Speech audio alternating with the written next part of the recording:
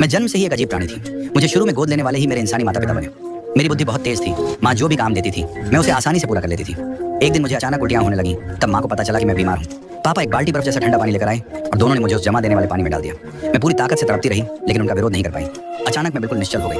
माँ ने समझा कि मैं मर चुकी हूँ लेकिन असल में मैं विकसित इवॉल्व हो रही थी। माँ ने मुझे जन्मदिन का एक तोहफा दिया लेकिन मैंने बेरहमी से उस बिल्ली को मार डाला। गुस्से में आकर मैंने माँ को जमीन पर गिरा दिया। हालांकि मैंने उसे चोट नहीं पहुंचाई, बस उसकी चाबियां छीन ली। मैं बेसब्री से दरवाजा खोलकर बाहर भागी। धूप कितनी खूबसूरत थी लेकिन माँ ने मुझे फिर से बेहोश कर दिया। जब मेरी आंख खुली तो मैंने खुद को मेज पर बंधा पाया। माँ ने मेरे शरीर में एक दवा इंजेक्ट की और फिर कैंची उठाकर मेरी पूंछ काट दी। वह दर्द असहनीय था। पापा माँ को रोकने की कोशिश कर रहे थे।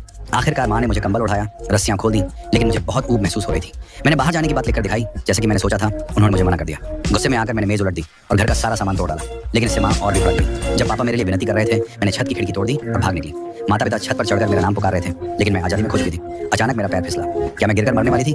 जिंदा रहने की तीव्र इच्छा ने मेरे शरीर से पंख उगा दिए। मैं बेहद रोमांचित थी और उड़ जाने ही वाली थी। तभी आवाज आई, दोस्त हम तुमसे प्यार करते हैं। मैंने पंख समेट लिए और पापा की बाहों में कूद गई।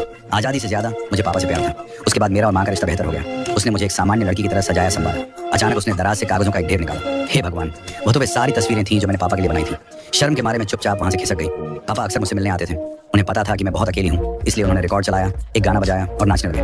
पापा मुझे हंसाने लगे और मैं भी संगीत की धुन पर झूमने लगी। पापा ने मेरा हाथ पकड़ा। वो मुझे वॉल्ट्ज नृत्य सिखाना चाहते थे। मैं संगीत में पूरी तरह डूब चुकी थी। तभी एक अजीब सा एहसास होने लगा। शायद पापा को कुछ गड़बड़ का आभास हो गया। वो पीछे हट गए। लेकिन एक बात वे सब जानते थे, मैं अपना विकास पूरा कर चुकी थी।